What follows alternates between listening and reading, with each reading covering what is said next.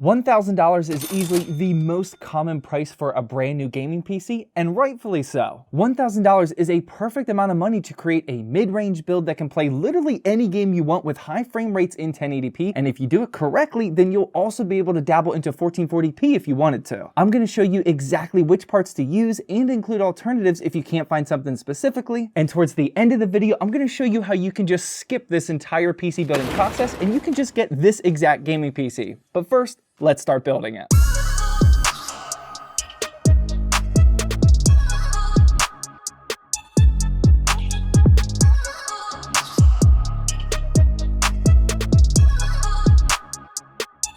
Alright, so before we get into the parts list, no matter what type of gaming PC you're building, it's important to keep that bad boy protected, and today's video sponsor, Acronis, can definitely help you out with that. Formerly Acronis TrueImage, Acronis Cyber Protect Home Office is a complete personal cybersecurity suite that gives you peace of mind that all of your sensitive data is protected, and it's a complete digital protection package for everyone. Going with a complete suite like this not only saves time and hassle from dealing with multiple security solutions, but it also saves money as it's typically 55% cheaper than multiple standalone solutions. It's super simple to set up on your PC, and this should definitely be on your checklist of setting up a fresh build that you'll be daily driving like the one we're building today. Keep your internet traffic secure and data reliably backed up with Acronis Cyber Protect Home Office today by clicking the link at the top of the description, or go to go.acronis.com/techturf and use code TechTurf2023 to get 20% off Acronis Cyber Protect Home Office. So let's dive into this parts list, and we'll kick things off with the brand new Intel i5-13400F. This is a 10 total core, 16 total threaded chip, and it's Intel's latest offering at what should be a dominant price to performance chip. I paid $210 for my new off Newegg, but that price isn't amazing just yet. As the price of this chip continues to lower and lower, it could be a potential super popular option like the 12400F was. And you honestly don't need a ton of horsepower these days from the CPU, as many budget options like the Ryzen 5 5600 can still pair with some really powerful graphics cards, but a 13400F is gonna smoke it in CPU demanding or CPU bound games such as Fortnite, Valorant, CSGO, and games like that. Now, for the motherboard I plugged into, I had a little bit of bad luck here, as this is the MSI Pro B660-A, and don't get me wrong, this is a very great option, but unfortunately mine did not come with an updated BIOS to support Intel 13th gen. I probably should have expected that, to be honest. This is always kind of a gamble when mix matching CPU and chipset generations, because you need an updated BIOS to even get the system to post, and when it doesn't, you'll have to find an Intel 12th gen CPU to install on your build, update the BIOS, and then you can install and use Intel 13th gen. This is why whenever I'm building PC part picker lists for people, ZachTechTurf.com/consulting, by the way, I never recommend you do this. If you're trying to copy this build at home, I would either go with the Intel i5-12400F or upgrade your motherboard to a B760 model. Moving past that though, we get to the RAM, and this is the Silicon Power 2x8GB DDR4 kit that's clocked at 3200 megahertz, and honestly, I just got a really good deal on this, so that's why I'm using it. RAM prices are so amazingly low these days, and you can just go with whatever kit you find a good deal on at the time, and just make sure you get one that matches aesthetically with the build, because per usual, aesthetics over everything. Next up, we get to the SSD, and here I went with the tried and true Crucial P3 1TB NVMe drive. This is a bit of a step up from the typical budget options like the Team MP33 and Patriot P310, but this is still a very affordable but plenty fast enough Gen 3 NVMe drive. I paid $60 for this 1TB model, but I've seen multiple 1TB drives go for less than this lately, as the deal on these have been just as crazy as the RAM deals have been. A good way to follow all of these sales is with ZTT Deals, which is in the ZT Discord server, which is linked down below. We post only the best PC hardware deals throughout the day, and I'm often buying like 5 or 10 of the units because the deals are that good sometimes. I recently just bought 10 of these NeTAC NVMe drives that were on a killer sale, and I actually just scored 10 of these power supplies that were on a very rare deal, which I could not pass up. And speaking of which, this Thermaltake BM2 has consistently been one of the only reliable power supplies that continue to go on a sale, but this is only a tier C model, so keep that in mind. It's got 650 watts, which is plenty for our build today, and it's certainly a decent unit, but if you can find a decent deal on something like the Asus TUF series or maybe the Enermax Revo DF, those will be more reliable units. Again, PSU deals are very, very tough to find these days, and honestly, I'm not seeing any signs that things are going to change anytime soon. And finally, for the last performance part, we get to a somewhat controversial topic, but this here is the Mingzhou RTX 3060 Ti that I picked up on AliExpress for $329. Now, we don't have to have the full AliExpress debate because I already talked all about that in my recent video up here. I fully covered exactly who and who should not be buying this graphics card. But for some very quick cliff notes, this performs literally exactly like any other 3060 Ti.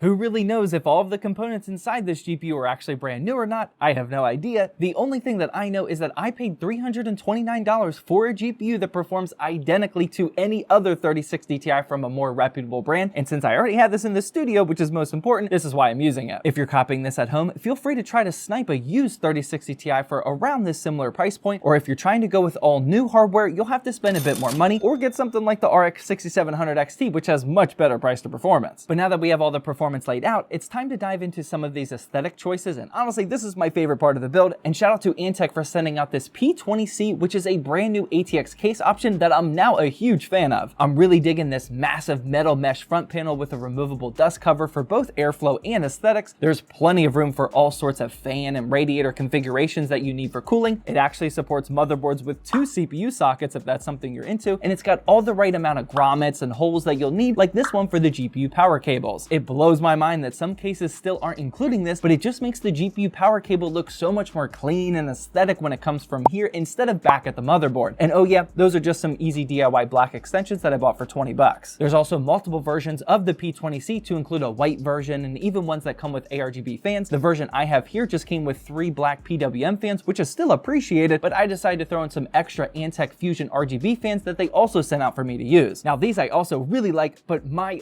goodness, I just can't get over how clean these look even with the RGB lights turned off. It's such a black, stealthy, and sturdy looking fan and may just have the best powered off aesthetic that I've ever seen before. And for RGBs, you of course have complete control. You can either use the included RGB control box buttons or plug it into an RGB header, but either way, this combination of fans and case looks amazing. Thank you Antec for the hookup on that. Thank you, kind sir. And the very last part that we haven't mentioned yet is pulling our Intel i5-13400F cooling duties, and the option I went with today is the new Deepcool AG500BK ARGB. Nope, I didn't misspeak there. This is the beefier version of the AG400 ARGB that I was already a huge fan of.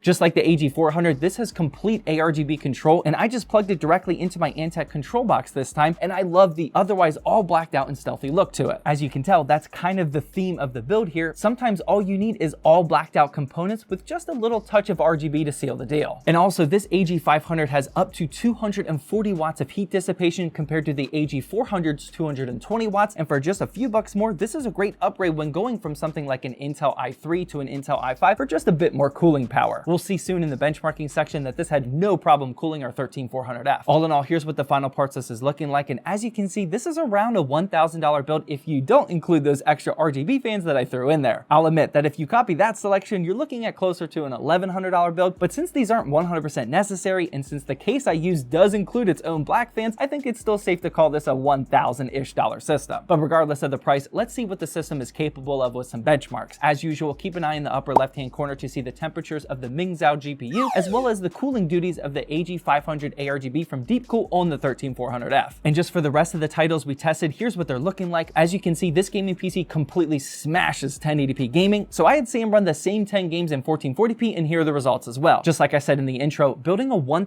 PC, if done correctly, can certainly get you into 1440p gaming. You just gotta make sure you're doing it correctly with the right part selections. And just in case PC building isn't your thing and you simply want to get your hands on this exact build here, head on over to zackstechdrift.com/shop because this will be restocked on our upcoming April 1st restock. But just as a heads up, this is going to sell out extremely quickly. If you don't want to risk it and want to just buy one of my other builds that are always available, we have our normal Frost Nova and Deathstrike gaming PCs available. Those have been selling very well lately, but we actually just launched our 3rd restock build, which is the most baller PC we have so far. Again, link is down in the description. And if you're looking for a different way to spend $1,000 on your own custom build, then feel free to click the video that's on the screen now.